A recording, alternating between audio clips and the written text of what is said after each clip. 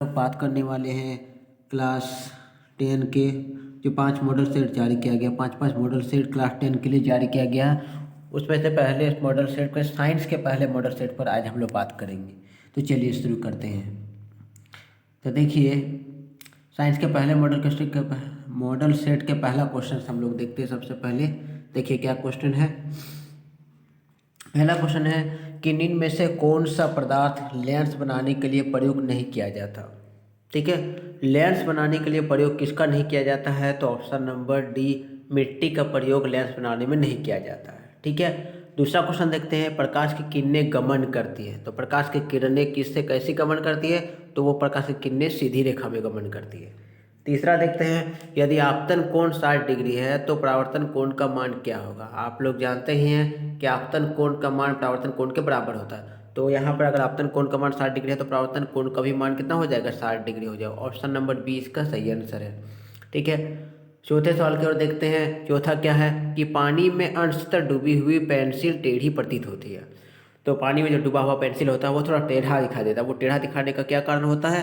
तो अपवर्तन के कारण होता है। अपवर्तन के कारण वो थोड़ा टेढ़ा दिखाई देता है। पांचवा सवाल देखते हैं। किसी माध्यम के अपवर्तनांक का मान होता है। किसी माध्यम के अपवर्तनांक का मान क्या होता है? तो साइन आई बटा साइन आर होता है। ऑप्शन नंबर ए इसका सही आंसर है। ठीक है, छठे नंबर देखते हैं। छठा नंबर सवाल क्या है कि निर्वात में प्रकाश की चाल क्या होती है। तो निर्वात में प्रकाश की चाल कितना होता है? 3 × 10⁸ मीटर पर सेकेंड इसको होता है। ऑप्शन नंबर ए इसका सही आंसर है। ये इस हिसाब से ये भी सही आंसर हो जाएगा। ऑप्शन नंबर 1 और 2 दोनों हो जाएगा, क्योंकि ये मीटर पर सेकंड में है, ये सेंटीमीटर पर सेकंड है, यानी कि 1 और 2 6 का ऑप्शन नंबर 1 और 2 दोनों सही होगा। ऑप्शन नंबर इसका सी सही आंसर है। ठीक है, आगे बढ़ते हैं। सातवां नंबर का सवाल देखते हैं। सातवां, मानव नेत्र अभिनेत्र लेंस की फोकस दूरी को समायोजित करके विभिन्न दूरियों पर रखी वस्तुओं को फोकसित कर सकता है। ऐसा हो पाने का कारण क्या है? तो ऐसा होने का कारण होता है ऑप्शन नंबर बी, समंजस।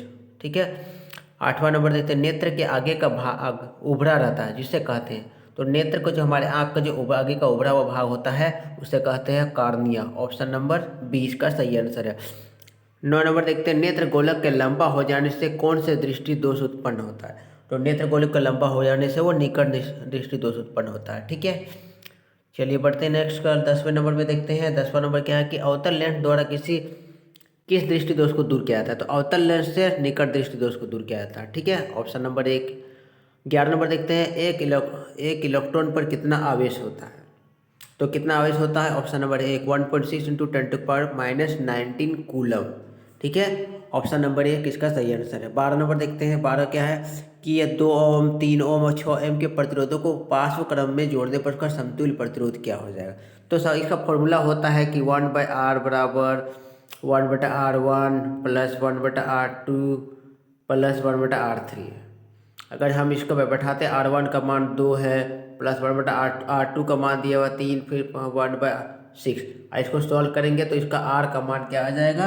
R का मान इसमें आ जाएगा ऑप्शन नंबर 1 आंसर आ जाएगा। ठीक है, इसको आप लोग सॉल्व कर दीजिएगा। आगे बढ़ते हैं। 13वें नंबर सवाल में देखते हैं। 13 क्या कह रहा है कि फ्यूज को विद्युत युक्ति के साथ किस क्रम में संयोजित किया जाता है? तो फ्यूज को जोड़ा जाता है किसमें? श्रेणी क्रम में जोड़ा जाता है। 14 नंबर देखते हैं। अभिक्रिया, ये तो आपका समीकरण दिया हुआ है, इसमें पूछ रहा है कि क्या हो रहा है। सी ऑप्शन नंबर 1 है सी का उपचयन हो रहा है, सी का अपचयित पदार्थ है, या दोनों। तो इसमें ऑप्शन नंबर 1 इसका सही आंसर है। ठीक है, 15 नंबर देखते हैं कि बुझा हुआ चूना का रासायनिक सूत्र है। 15 नंबर क्या पढ़ रहा है कि बुझा हुआ चूना का रासायनिक सूत्र क्या है? तो ऑप्शन नंबर सी है इसका सही आंसर। चलिए बढ़ते हैं अगले सवाल। 16 नंबर 16 है। निम्न में से कौन संक्षारण का उदाहरण है? संक्षारण का उदाहरण कौन सा है? तो ये इसमें ऑप्शन नंबर उपयुक्त सभी हो जाएगा, क्योंकि लोहे में जंग लगना भी होता है, चांदी का काला हो जाना, तांबे का वस्तु का हरा हो जाना, ये सारे संक्षारण के ही उदाहरण, यानी कि ऑप्शन नंबर इसका डी सही आंसर है। 17 है। रंध्रीय सूचक का उदाहरण है। रंध्रीय नहीं होना चाहिए, यहाँ पर क्या होना चाहिए? गंधीय होना चाहिए। ठीक है, तो गंधीय सूचक का उदाहरण, गंधीय सूचक कौन सा है? तो ऑप्शन नंबर सी, प्याज, इसका सही आंसर है। ठीक है, आगे आते हैं 18वें नंबर में। 18 नंबर क्वेश्चन है कि सोडियम लवण का परिवार है। तो सोडियम लवण का परिवार ये भी ऑप्शन नंबर ए और ऑप्शन नंबर बी दोनों हो जाएगा। ऑप्शन नंबर इसका सही ऑप्शन नंबर सी होगा। ठीक है, 19 देखते हैं, इनमें से कौन सा कौन सा कथन असत्य है। इसमें पूछ रहा है कि कौन सा कथन असत्य है, तो क्या हो जाएगा, तो इमली में साइट्रिक अम्ल होता है, ये कथन इसमें असत्य है। यानी क्योंकि इमली में क्या होता है, टार्टरिक अम्ल होता है। क्या होता है, टार्टरिक अम्ल। ठीक है, तो इस हिसाब से ऑप्शन नंबर 20 का सही आंसर हो जाएगा। 20वें नंबर आते हैं सवाल में। 20वां क्या करें, एंटासिड का उदाहरण है। एंटासिड का उदाहरण क्या है, तो एक milk of magnesia, baking soda. तो 20 का ऑप्शन नंबर बी क्या हो जाएगा, सही आंसर हो जाएगा। ठीक है, 21 नंबर देखते हैं, कौन सा धातु ऊष्मा का कुचालक है। तो कुचालक कौन है, तो ये ऑप्शन नंबर सी, दोनों, यानी लेड और मरकरी दोनों कुचालक है। 22 नंबर पढ़ते हैं। 22 में क्या करा कि देखिए 22 पढ़ते हैं, निम्न में से कौन सा कथन असत्य है, यानी कि कौन सा कथन इसमें गलत है। तो गलत क्या है, तो 22 का ग्रेफाइट विद्युत का कुचालक होता है। यहाँ पे बता रहा है ये ऑप्शन, देखिए ग्रेफाइट विद्युत का कुचालक होता है, ये ऑप्शन इसमें गलत कथन है। यानी कि इसमें पूछा है कि असत्य क्या है, तो यही ऑप्शन नंबर डी इसका सही आंसर हो जाएगा। ठीक है, 23 देखते हैं, इनमें से कौन संबंध अधिक अभिक्रियाशील धातु है। इसमें से पूछ रहा है कि ऑप्शन में से सबसे ज़्यादा अभिक्रियाशील धातु कौन सा है, तो ऑप्शन नंबर डी, पोटेशियम सबसे ज़्यादा अभिक्रियाशील धातु है। 24 आ जाते हैं, इनमें से कौन धातु जल के साथ अभिक्रिया नहीं करता। तो इसमें से पूछ रहा है कि जल के साथ कौन अभिक्रिया नहीं करता है, तो वो लेड नहीं करता। ऑप्शन नंबर ए इसका सही आंसर है। 25 देखते हैं, 25 नंबर सवाल कि शनिवार किस धातु का अयस्क है। तो शनिवार किसका अयस्क है, ऑप्शन नंबर ए मरकरी का अयस्क है, मरकरी यानी कि पारा। 26 नंबर देखते हैं, इनमें से कौन ऑक्सीकारक का उदाहरण है। ऑक्सीकारक का उदाहरण कौन है, तो ये देखते हैं, इसमें ऑप्शन में देते हैं क्षारकीय पोटेशियम परमैंगनेट, अम्लीकृत पोटेशियम डाइक्रोमेट, उपयुक्त सभी, यानी कि ऑप्शन नंबर सी इसका सही आंसर है। 27 देखते हैं, मैग्नीशियम पाया जाता है। मैग्नीशियम किस में पाया जाता है, तो ऑप्शन नंबर ए क्लोरोफिल में पाया जाता है। ठीक है, आगे बढ़ते हैं। 28 नंबर में देखते हैं, 28 क्या है, वृक्क का संबंध किस तंत्र से। तो वृक्क पाया जाता है उत्सर्जन तंत्र में। ठीक है, ऑप्शन नंबर ए इसका सही आंसर है। 29 है, पौधे में भोजन के स्थानांतरण के लिए उत्तरदायी है। तो भोजन को, जो पेड़ पौधा में जो भोजन जो होता है पूरे पौधे में फैलाने का काम कौन करता है, तो वो फ्लोएम करता है। ऑप्शन नंबर 20 का सही आंसर है। चलिए बढ़ते हैं 30वें नंबर में। 30वां नंबर है कि थायरोक्सिन के स्रावन में कौन सा तत्व आवश्यक है। तो थायरोक्सिन के स्रावन के लिए आप लोग जानते हैं ऑप्शन नंबर बी, आयोडीन का जरूरत होता है। 31 देखते हैं कि कौन सा पादप हार्मोन पत्तियों के मुरझाने के लिए उत्तरदायी है। तो पत्तियों को मुरझाने के लिए उत्तरदायी कौन सा है, तो ऑप्शन नंबर इसका सी होगा, एबिसिसिक अम्ल, ऑप्शन नंबर सी। ठीक है, 32 देखते हैं, वृक्क का संबंध किस तंत्र से। तो ये क्वेश्चन रिपीट हो गया है, ऑप्शन नंबर ए उत्सर्जन तंत्र इसका सही आंसर है। ठीक है, 33 देखते हैं। 33 में क्या है कि जनन मूल घटना है। तो जनन का मूल घटना क्या है, तो डीएनए की प्रतिकृति बनना, ऑप्शन नंबर सी इसका सही आंसर है।